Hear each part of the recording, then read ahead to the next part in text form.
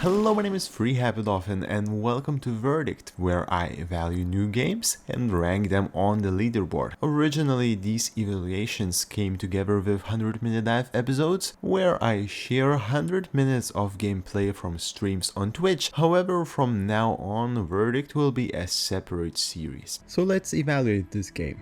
Some people compare it to RimWorld, which I unfortunately haven't played, but I have played Crusader Kings series, and Norland definitely seems like more relaxed, chill version of Paradox games. First category, short-term engagement. It is really fun to start playing this game. The only downside would be the tutorial, because you need to figure out a lot of things afterward, but that's for another category. The story behind the gameplay is solid. Each lord is a different character with their own moods and objectives. The complexity for short-term play is good enough. So I really like this simplified version of Crusader Kings. 5 out of 5. Replayability and complexity is a different story. Even though it seems you can choose a few different economy models, there are not that many food or alcohol choices. Diplomacy is also super simple, and everything goes towards growing bigger in almost repetitive manner. There is an effort to change it, different starting scenarios and modifiers for example, but it does not change gameplay itself, just challenges you to narrow your choices even more. Since it's possible to use slightly different economy models, I will give it a higher score than previously reviewed Cataclysmo, but they basically lie in the same place. 3.5 out of 5.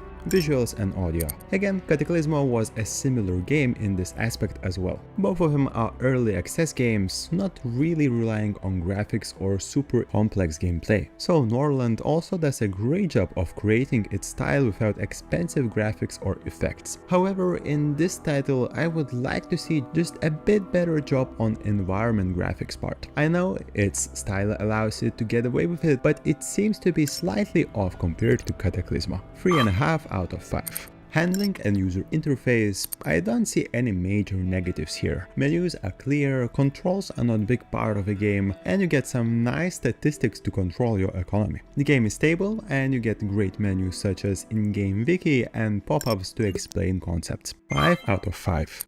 Uniqueness does not seem to be a great part of a game, even though it does not do a bad job. I don't know how well it compares to RimWorld, but against Crusader Kings 3 for example, I would choose Norland just for a few dozen hours maybe, until all scenarios are exhausted. There are some interesting choices in how you can control economy, learn and maintain skills through the books, and who wouldn't be happy to lead their mini kingdom. However, I don't feel there's a lot of wow factor or emotional impact. 2 out of 5. As for negative factors, the main one is tutorial.